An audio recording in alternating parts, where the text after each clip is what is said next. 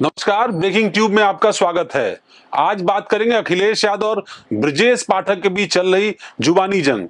जुबानी जंग नहीं कहें तो अच्छा, ये एक्स वाली जंग है, डिजिटल मीडिया पर लड़ी जा रही है। दरअसल उत्तर प्रदेश की सियासत में इन दिनों एक दिलचस्प जुबानी जंग चल रही है जो डिजिटल मीडिया पर चल रही है। एक तरफ अखिलेश यादव समाजवादी पार्टी के मुखिया हैं तो दूसरी तरफ उत्तर प्रदेश के डिप्टी सीएम ब्रजेश पाठक हैं। इस जंग की शुरुआत दरअसल एक डीएनए वाले बयान से हुई जो अब राजनीतिक हमला और व्यक्तिगत टिप्पणी के साथ धर्म और यहां तक कि शायरी तक जा पहुंची है।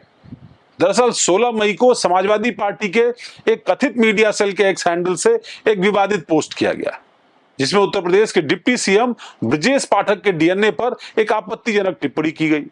पोस्ट में भाषा इतनी अमर्यादित थी कि पाठक ने सीधा निशाना अखिलेश यादव और डिंपल यादव पर दाग दिया। उन्होंने पूछा कि क्या यही आपकी पार्टी की अधिकृत भाषा है। ब्रजेश पाठक ने यह भी पूछा कि क्या यही समाजवादी पार्टी है जो राम मनोहर लोहिया और पंडित जनेश्वर मिश्रा के विचारधारा पर बनी थी। समाजवादी पार्टी के पोस्ट में उनकी दिवंगत माताजी पर की गई आपत्तिजनक टिप्पणी पर उन्होंने कड़ी नाराजगी जताई। उधर अखिलेश यादव ने इस पूरे मामले पर जवाबी पोस्ट करते हुए कहा कि पार्टी के कुछ कार्यकर्ता ब्रजेश पाठक की अति शोभनीय टिप्पणी से आहत होकर के मर्यादा से बाहर चले गए, लेकिन उन्होंने उन्हें समझा दिया है। अखिलेश यादव ने अपने जवाब में लिखा कि आपकी टिप्पणी किसी व्यक्ति की नहीं बल्कि पूरे वंश पर प्रहार है। हम यदुवंशी हैं और भगवान श्री कृष्ण से हमारा जुड़ाव है, इसलिए आपका डीएनए वाला तंज हमें धार्मिक रूप से आहत करता है। साथ ही उन्होंने डिप्टी सीएम से नैतिकता, संयम और शालीनता की उम्मीद भी जता दी। फिर क्या था, ब्रजेश पाठक ने अखिलेश यादव के इस पोस्ट को भी हल्के में नहीं लिया। अब ये पलटवार का दौर शुरू हो गया। उन्होंने फिर एक के बाद एक पोस्ट करनी शुरू की। समाजवादी पार्टी के कार्यकर्ताओं को शिशुपाल कह दिया, लोहिया जेपी के आदर्शों की दुहाई देते हुए तंज कस दिया कि इन सिपाहियों को लोहिया जेपी पढ़ाइए अखिलेश जी, अगर किताबें ना हो तो मैं भिजवा सकता हूं, ये ब्रजेश पाठक कह रहे हैं। उन्होंने तंज करते हुए यह भी कहा कि समाजवाद को सपा ने गाली गलौज और अश्लीलता में तब्दील कर दिया है। मामला यही तो थमना नहीं था। 19 मई यानी आज ब्रजेश पाठक ने फिर लिखा कि डीएनए में खराबी से मेरा मतलब किसी व्यक्ति विशेष से नहीं बल्कि समाजवादी पार्टी की राजनीति से है।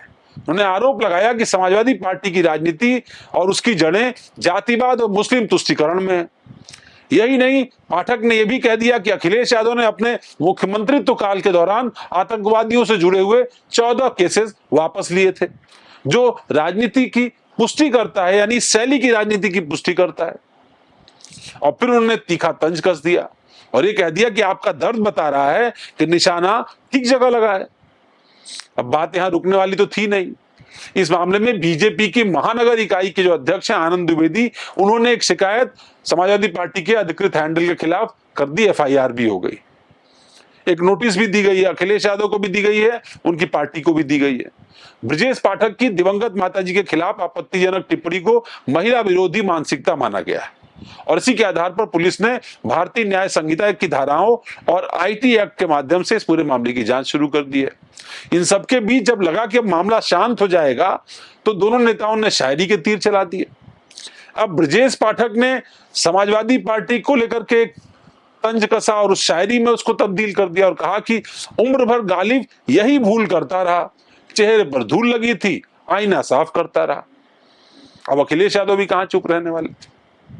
उन्होंने कह दिया कि हुक्मरानों की बदजुबानी पर भी आजादी और किसी की सच कहने पर गिरफ्तारी।